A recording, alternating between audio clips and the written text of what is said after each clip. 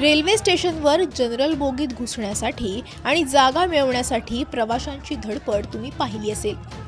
पण या व्हायरल व्हिडिओमध्ये ट्रेनमध्ये शिरण्यासाठी चढाओढ करणारे हे कोणी प्रवासी नाहीयेत, तर हे आहेत ट्रेन चालवणारे लोको पायलट।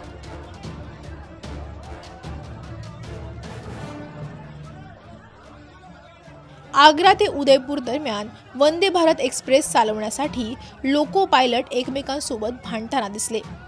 लोको पायलटच्या केबिनमध्ये बसण्यासाठी अक्षरशः हे लोको पायलट खिडकीतून आत जात असल्याचं या व्हायरल व्हिडिओमध्ये पाहायला मिळालं।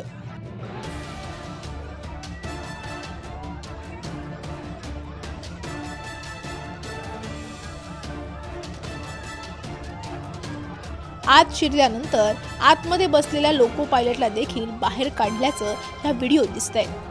अखेर पोलिसांना या वादावादीत हस्तक्षेप करावा लागला।